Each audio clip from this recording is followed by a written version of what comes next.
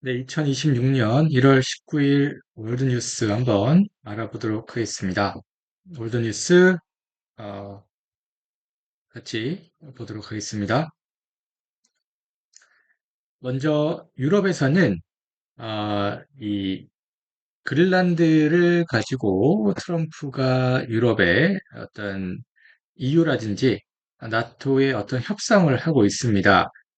유럽에서는 사실 그린란드는 덴마크 이제 통치령이고 그 유럽의 한 국가의 유럽 연합은 아, 하나로 움직이기 때문에 여기서 이제 유럽의 땅이 미국에 넘어가는 것은 굉장히 이제 불쾌할 수가 있는 거죠. 어떻게 보면은 유럽도 하나의 경제권을 이루고 있고 EU라는 유럽 유니언에서 미국의 어떤 지배를 받지 않고 미국과 독립적으로 움직이는 부분인데 미국이 어떤 주권 침해를 한다라고 생각할 수가 있죠. 근데 미국 같은 경우에는 이 북극을 중심으로 한 그린란드 이쪽 지역이 지정학적으로 굉장히 중요한 지역이기 때문에 유럽이 만약에 중국과 러시아와 손을 잡고 유럽은 러시아와는 손을 잡지 않겠지만 중국과 손을 잡고 어떤 미국의 일단 위협이 된다면 그거는 이제 미리 막아야 된다라는 또 전략적인 선택이 있는 거겠죠. 그래서 트럼프 대통령은 그래서 이제 그린란드에 대해서 이 관세를 가지고 어떤 이 협상을 가지고 있습니다. 그 옵션을 가지고 있습니다.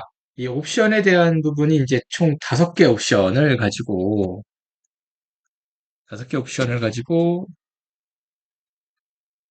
딜을 하고 있습니다.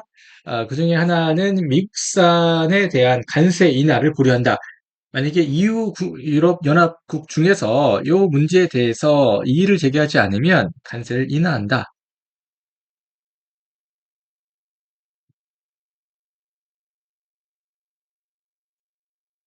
이의를 제기하지 않은 국가.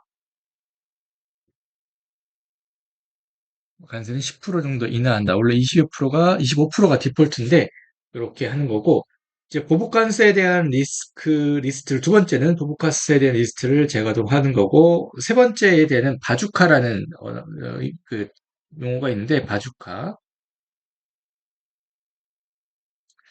이 바주카는 그 대경제 강압 도구라는 용어로 쓰입니다. 그래서 뭐 EU가 특정 국가의 행동을 경제적 강압으로 공식 규정하면 이런 수단을 쓸 수 있다라는 부분으로 바주카라는 용어가 있고, 그다음에 어, 미국에서 주둔하고 유럽에 주둔하고 있는 최대의 미군 주둔 기지인 독일에 대한 부분을 폐쇄할 수 있다. 독일의 주둔 기지를 유럽에서 폐쇄할 수 있다라는 또 카드가 있고, 그다음에 대체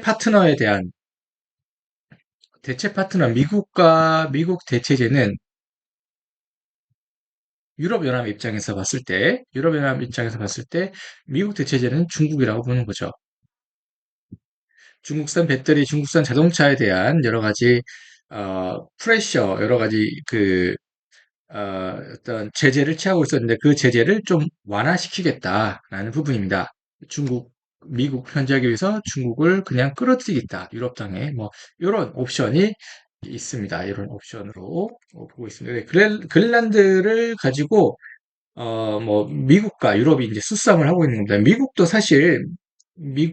유럽도 사실, 유럽연합이라고 하면은 사실 이제 독일과 프랑스의 주도를 이루는 유럽연합이죠. 여기서 이제 이 국가들은, 뭐, 프랑스는, 뭐, 대표적인 유럽의 반미 국가 중에 하나이기 때문에 프랑스는 독자적으로 반미를 해도 뭐, 살아갈 수 있는 국가죠. 그렇기 때문에 이런 다섯 가지 옵션에 대해서 트럼프와 유럽연합은 뭐 유럽연합의 대표적인 마크롱과 뭐 독일의 총리가 이렇게 붙고 있는 상황입니다.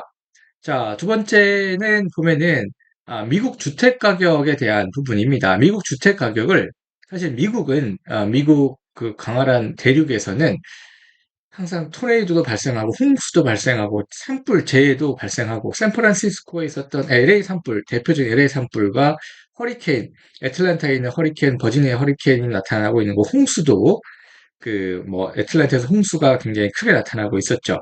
그런 거에서 이 어떤 기후 재난 위험 점수에 대한 매수 가격에 대한 여러 가지 지표를 쓰겠다라는 부분으로 또 미국에서 어떤 그 홈세일 가격에 대해서 이슈가 되고 있고요. 자, 그리고 이제 자, 그리고 어, 트럼프 행정부와 이제 미국 패드와의 이제 여러 가지 이제 마찰도 있습니다. 트럼프의 공세하고 채권 시장의 침묵이라고 이제 볼 수가 있는데, 자, 도널드 트럼프는 이제 중앙은행을 계속 압박하고 있습니다. 그 중앙은행의 대표 수장인 제롬 파월을 이제 압박하고 있죠. 어떤 형사적 리스크를 가지고 압박하고 있고, 그 형사적 리스크는 제롬 파월이 미국 패드 중앙은행에 건물을 짓는데 어떤 그 의심되는 정황이 있다라고 압박을 하고 있고, 그래서 트럼프가 원하는 것은 금리를 인하를 원하는데 이거를 그 제롬 파월이 따라주지 않으니까 여러 가지 문제가 되는 상황입니다. 그래서 이제 금리 인하를 하지 않으면 막대한 적자가 늘어나고 뭐 여러 가지 돌발 변수들이 늘어나기 때문에 좀 더 경제를 안정화하기 위해서는 금리가 인하가 필요하다라는 게 트럼프의 생각인데 제롬 파월은 거기에 대한 어떤 의견을 따라주지 않기 때문에 트럼프와 제롬 파월의 어떤 마찰이 되고 있다. 사실은 또 다른 패권, 전 세계적인 화폐 전쟁이란 책에서 봤을 때 유대인 자본과 화교 자본의 싸움이 있고 또 미국 내에서는 유대인 자본으로 대표되는 뭐 그 금융 자본은 사실은 유대인들의 어떤 앞마당이죠. 유대인들은 미국 내에서 600만 명이지만 그 전체 부를 대부분 차지하고 있고, 그다음에 교육 수준은 굉장히 상당히 높죠. 유대인들의 교육 수준이 굉장히 높고 한 상태입니다. 그런 부분에 봤을 때 대한민국도 200만 명이면 작은 숫자가 아닌데, 대한민국도 사실은 미국 땅에서 어떤 영향력을 확대하는 게 미국에서의 유대인들의 어떤 삶을 보고 조금 우리가 배울 부분이 있습니다. 어찌됐든 간에 미국 내에서 미국 내에서 유대 자본과 실리콘밸리 자본, 일론 머스크는 유대인이 아닙니다. 피터 틸은 유대인이 아닙니다.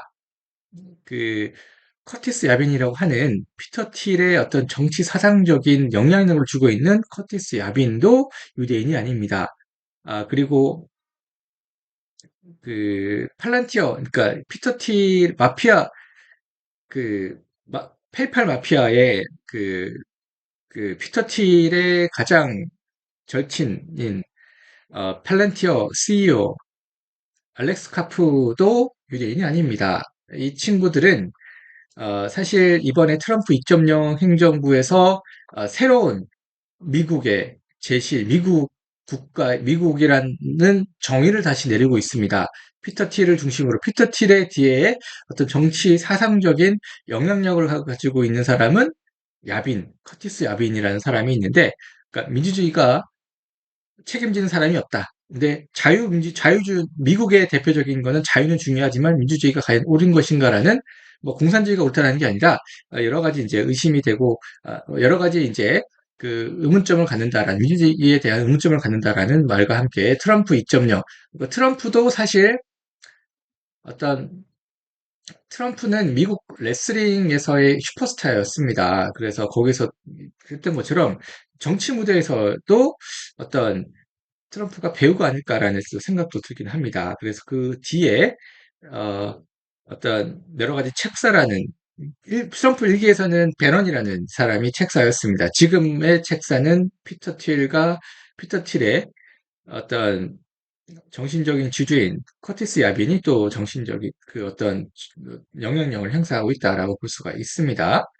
그런 싸움이 되고 있고, 그다음에 또 이 황해라고 하는 대한민국에서 서해라고 부르는 부분이 이제 중국에서는 황해라고 부르는 뭐 국제적으로는 황해라고 부릅니다. 이 황해에서의 어떤 그 중국에서 했던 남중국해, 필리핀이라든지 인도네시아 쪽의 중국에서 남중국해를 이제 전체 점령하는 어떤 시나리오를 그대로 이제 이 황해에서도 이어가고 있다. 그래서 이제 대한민국도 어떤 그걸 막기 위해서 어떤 그 정치적으로 이슈를 내고 있고 정치적으로 스피치를 하고 있습니다.